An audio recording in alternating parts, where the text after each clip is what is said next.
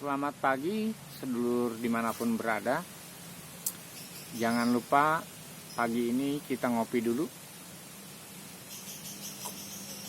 secangkir kopi pahit ya, supaya kita tetap semangat dan kuat dan bisa bincang-bincang tentang kehidupan. Untuk materi kali ini kita mau share bersama-sama tentang apa yang menjadi tren saat ini, tetapi sebenarnya yang menghambat kehidupan kita untuk kita membangun diri kita sendiri, membangun karakter diri kita sendiri, membangun kehidupan kita sendiri, yaitu program hidup yang semuanya serba instan. Jadi kopi instan, ya kan, mie instan, ya kan, pekerjaan pun ingin cepat dapat yang instan, sekolah ingin cepat yang dapat instan, yang segera dilakukan. Nah, ketika semua terpikirkan untuk melakukan yang serba cepat, ya, naik pesawat lebih cepat daripada naik mobil, ya kan, naik kereta lebih cepat daripada naik motor misalnya. Jadi karena semua manusia itu ingin cepat, manusia ingin mengejar waktu, ya kan, waktu menjadi lebih singkat dan pendek. Tapi jadi terasa juga bahwa hidup kita itu di dunia ini semakin pendek, ya, tidak lama, tidak bisa dinikmati. Ya. Saya bukanlah orang yang menyukai hal-hal yang cepat. Jadi kalau saya mau jalan ke suatu tempat, saya ingin lebih suka naik motor dengan santai, ya 30 km per jam lah gitu kan, sambil menikmati pemandangan dan mengucap syukur kepada Allah atas semua yang saya lihat. Ya, bisa lihat gadis-gadis desa yang cantik, bisa melihat pemandangan sawah yang bagus, ya kan, lihat gunung. Kadang saya berhenti sejenak ya untuk menikmati semuanya itu, ya kan, karena saya ketika saya berjanji dengan seseorang atau melakukan segala sesuatu, saya meluangkan waktunya jauh lebih banyak gitu kan. Kalau perjalanan 1 jam saya buat itu menjadi 2 jam, artinya saya pergi 2 jam sebelum saya bertemu dengan seseorang itu misalnya. Jadi saya ingin menikmati segala sesuatu yang terjadi dalam kehidupan saya sebagai proses gitu kan, sebagai proses untuk saya mengucap syukur di dalam perjalanan saya, di dalam hidup saya, ya, sehingga walaupun mungkin perjalanan bisnis, tetap saya memuliakan nama Allah gitu kan. Nah, itu yang saya suka gitu dalam konsep pikiran saya, dalam konsep kehidupan saya, dan menikmati segala sesuatu indah walaupun mungkin cuma bawa ongkos pas-pasan gitu.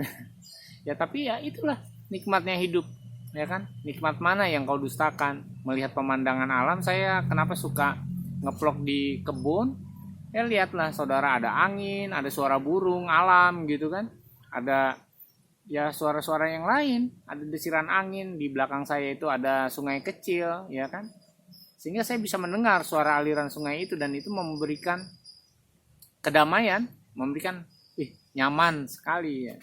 Nah, kita lanjut ke pembahasan kita. Ya, itu hanya intro ya, tentang bagaimana proses ya. Proses kehidupan kita itu membutuhkan waktu yang panjang, ya kan, membutuhkan lama. Ada steps by stepnya lah ibaratnya. Ada tahap, ada langkah-langkah. Ya, saya ingin menganalogikan kehidupan kita itu sebuah metamorfosis kupu-kupu. Jadi supaya siapapun saudara bisa paham ya dengan analogi ini. Untuk menjadi kupu-kupu ya, itu harus dimulai dari telur, dan itu beberapa hari kemudian menjadi ulat.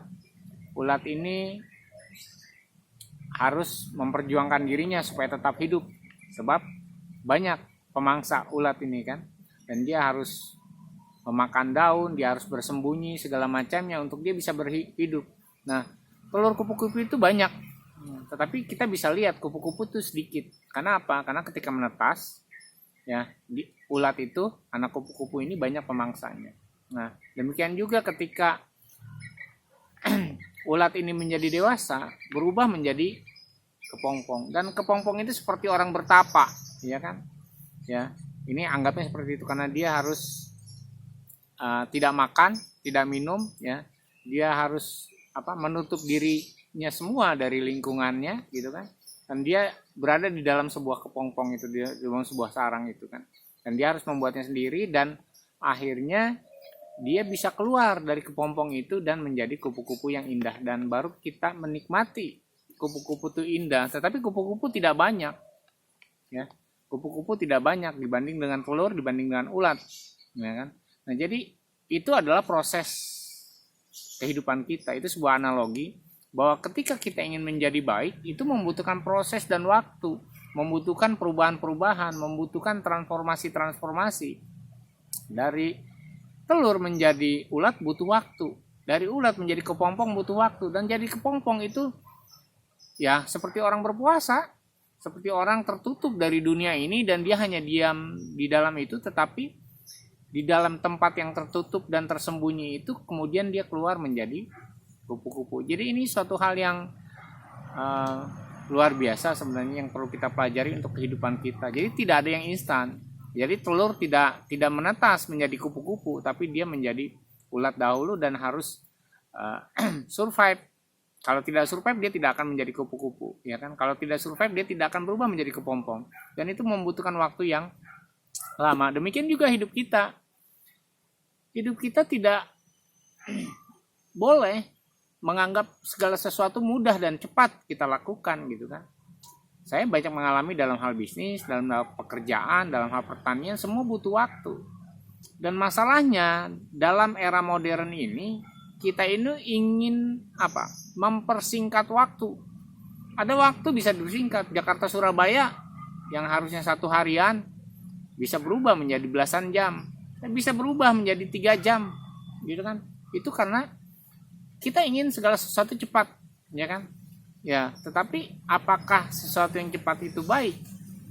Nah, tidak semua sesuatu yang cepat kita dapat itu baik.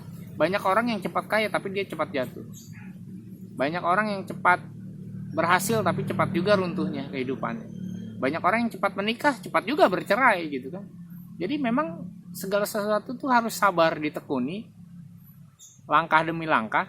Sama seperti kemarin kita bahas tentang puzzle kehidupan, segala sesuatu itu harus tepat. Segala sesuatu itu tidak bisa terburu-buru ketika kita menyusunnya. Karena kalau ada di tempat yang salah, kita menyusun puzzle itu akan kita bongkar ulang. Nah, dengan zaman instan seperti ini, kadang kita terkonsep untuk semuanya serba instan, ya kan? Daripada kita nanam cabai, lebih baik kita beli. Tetapi ketika cabai mahal, kita mulai mengeluh. Ya, tetapi orang yang menanam cabai kan tidak pernah mengeluh. Tidak peduli cabai itu 100.000 atau 5.000. Dia nanam, dia tinggal menikmati misalnya seperti itu. Dan itu ada sisi negatif dan positifnya. Tetapi di sini kita belajar tentang hidup kita. Ya, hidup kita itu melalui proses. Ketika usia kita masih belasan tahun, di bawah 20 tahun, kita tuh harus berpikir seperti anak di bawah 20 tahun. Kita tidak bisa berpikir terlalu dewasa, terlalu besar, terlalu jauh, gitu kan. Karena nanti akan berdampak buruk, ya. Saya mengalami hidup saya itu terlalu cepat, dewasa, ya. Karena bapak saya sakit, ibu saya terus kemudian menjadi janda. Saya umur 9 tahun sudah kerja. Jadi waktu umur 9 tahun saya sudah berpikir bagaimana saya menafkahi adik-adik saya. Saya bisa menafkahi diri saya sendiri, bagaimana saya bisa punya ongkos untuk sekolah.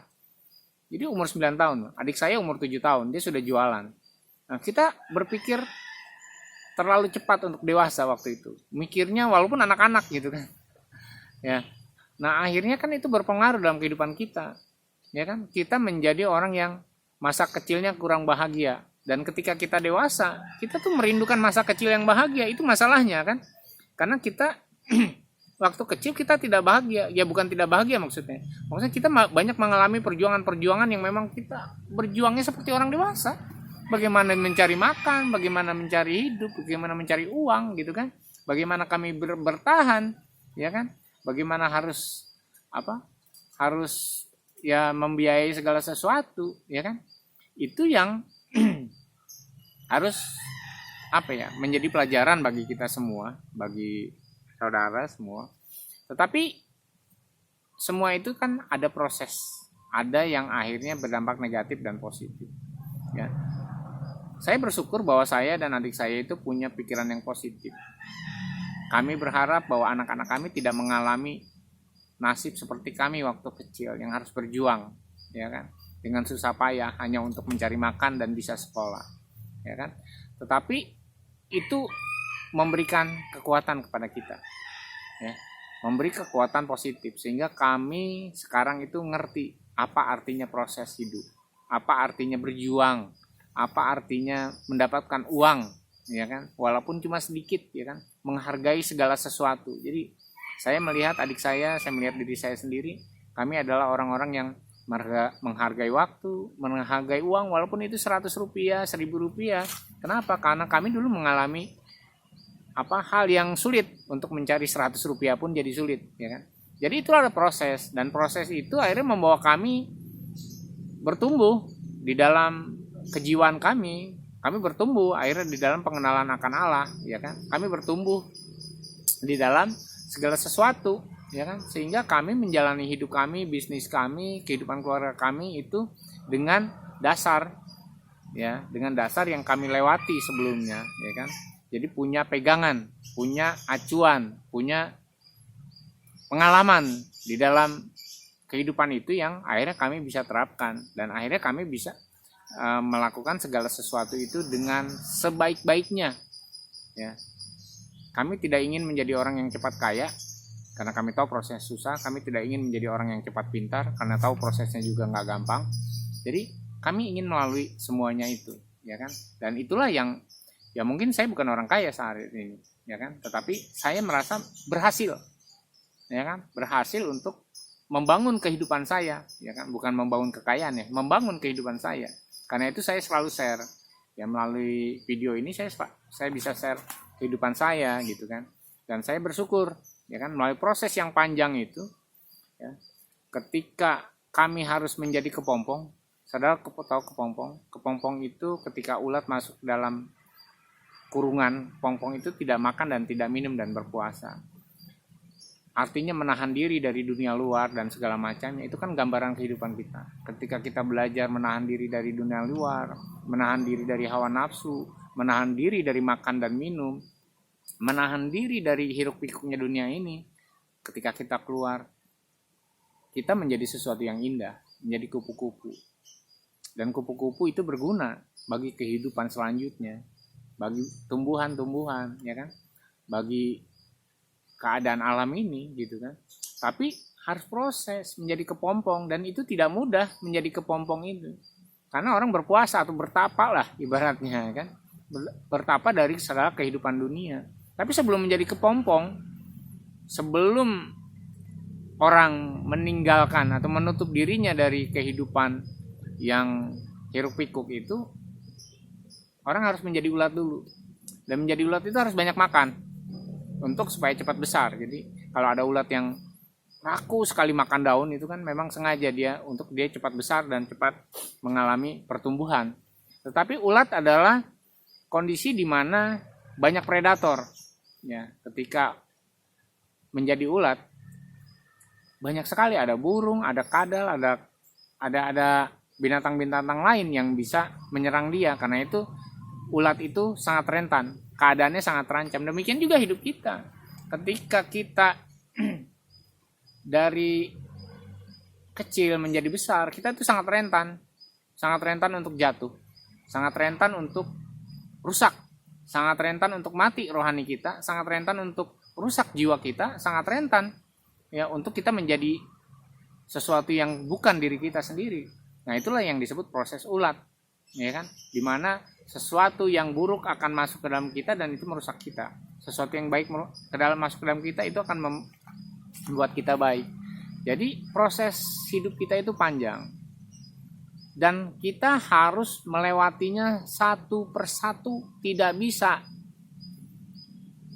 seperti kita minum kopi, udah suruh orang lain yang bikin, yang sudah ada gula, kopinya langsung dimasukkan, ya, ke dalam gelas lalu diseduh, ya. Tetapi orang pencinta kopi itu ingin menikmatinya dari awal, dari roastingnya, lalu dia bagaimana roastingannya yang enak, gitu kan, bagaimana akhirnya dia memilih bijinya yang bagus, gitu kan. Itu proses, ya, dan itu memang nikmat sekali. Kopi pahit yang tanpa gula yang dipilih dari kopi-kopi, biji kopi pilihan itu nikmat ya.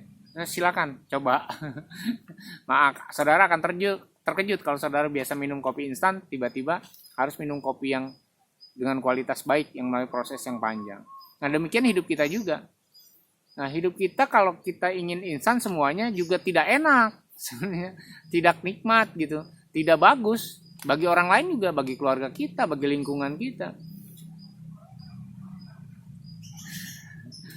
Saya mau ngomong sebenarnya, banyak rohaniawan muncul karena dia bertobat keluar dari penjara, karena dia pindah agama, tiba-tiba jadi rohaniawan yang instan gitu kan, ustadz yang instan, pendeta yang instan gitu kan, tiba-tiba menjadi orang terkenal yang instan. Kita lihat, mungkin anak kecil pun melihat bahwa itu aneh gitu kan, bahkan ilmuannya juga nggak seberapa, dia tidak melalui proses yang yang seharusnya dia lewati. Dia harus belajar, dia harus mempelajari segala sesuatunya, segala keilmuannya tentang agama gitu kan. Nah, akhirnya apa? Mereka itu bukan menjadi baik, yang menjadi pencemooh malah kan.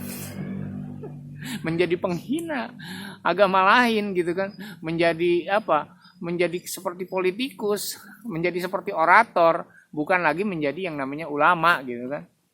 Nah, itu hal yang kelihatan. Sesuatu yang instan itu memang nggak baik gitu loh. Kopi instan itu nggak baik. Ya kan? Ya, jadi ini adalah pembelajaran bagi kehidupan kita. Tidak mungkin kupu-kupu bertelur langsung jadi kupu-kupu bertelur langsung telurnya langsung menetas jadi kupu-kupu. Tidak, itu ada proses.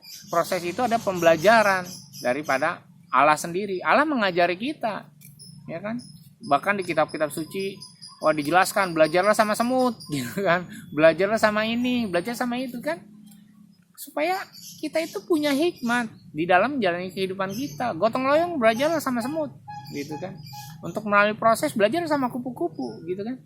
Nah, jadi itulah hal yang harus kita lakukan.